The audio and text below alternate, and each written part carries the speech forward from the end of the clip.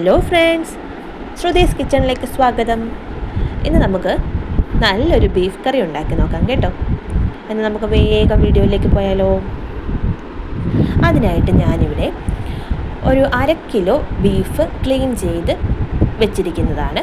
അതിലേക്ക് 1 ടീസ്പൂൺ ഉപ്പ്, 1/2 ടീസ്പൂൺ മഞ്ഞൾപ്പൊടി, 4 ടീസ്പൂൺ മല്ലിപ്പൊടി, 1/2 teaspoon Kashmiri chilli powder, 1/2 teaspoon meet masala, 1 teaspoon garam മസാലപ്പൊടി,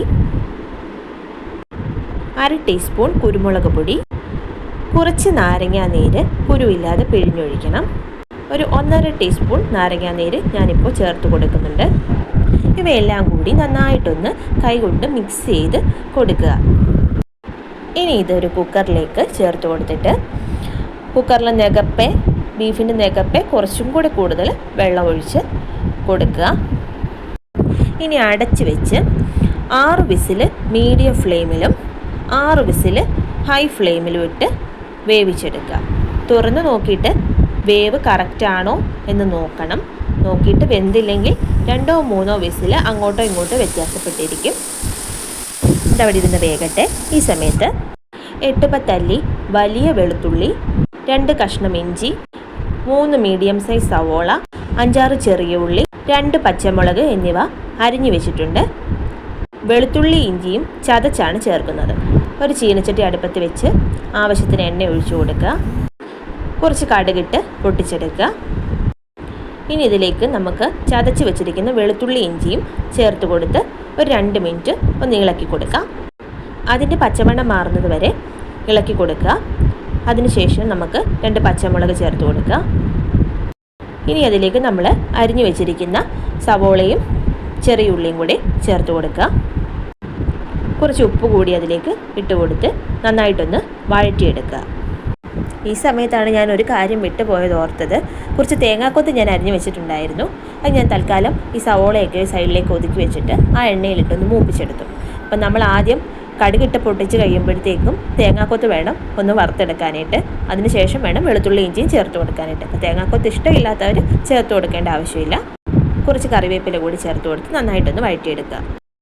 ഇനി ഇതിലേക്ക് 1 ടീസ്പൂൺ മല്ലിപ്പൊടി, 1 ടീസ്പൂൺ കാശ്മീരി ചില്ലി പൗഡറും, പിന്നെ 1 ടീസ്പൂൺ ഗരം മസാലപ്പൊടി, 1 ടീസ്പൂൺ മീറ്റ് മസാലപ്പൊടി എന്നിവ കൂടി ചേർത്ത് കൊടുത്ത് കുറച്ച് കുരുമുളക് പൊടിയും കൂടെ ചേർത്ത് കൊടുത്ത് നന്നായിട്ടൊന്ന് വഴറ്റിയെടുക്കുക. ആ പൊടിയുടെ പച്ചമണം മാറുന്നത് വരെ ഒന്ന് ഇളക്കി കൊടുക്കുക. ഇനി അതിലേക്ക് ഒരു ചെറിയ തക്കാളി നല്ല നൈസായിട്ട് അരിഞ്ഞ് ചേർത്ത് കൊടുക്കുക. എത്രത്തോളം ചെറുതായിട്ട് അരിയുന്നോ അത്രത്തോളം വേഗം തക്കാളി വഴന്ന് കിട്ടും. ഇപ്പോൾ ഇത് നല്ല പാകത്തിന് വെന്ത് വഴന്ന് വന്നിട്ടുണ്ട്.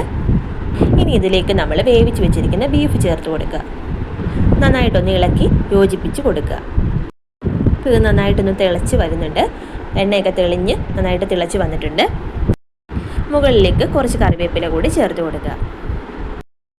ഇനി തീ ഒന്ന് ലോ ഫ്ലെയിമിലേക്ക് ആക്കി കൊടുത്തിട്ട് ഒരു 2 പിടി തേങ്ങ ഒന്ന് അരച്ച് തേങ്ങാപ്പാൽ ചേർത്ത് കൊടുക്കുന്നുണ്ട്. 2 പിടി തേങ്ങ മിക്സിയിലിട്ട് അരച്ച് അതിൻ്റെ പാല് പിഴിഞ്ഞ് ചേർത്ത് കൊടുത്തിരിക്കുന്നതാണ്. എന്നിട്ട് നന്നായിട്ടൊന്ന് മിക്സ് ചെയ്ത് കൊടുക്കുന്നുണ്ട്. ഈ തേങ്ങാപ്പാലും കൂടി ചേർത്ത് കൊടുക്കുമ്പോൾ ഈ ബീഫ് കറിക്ക് ഒരു പ്രത്യേക സ്വാദാണ്.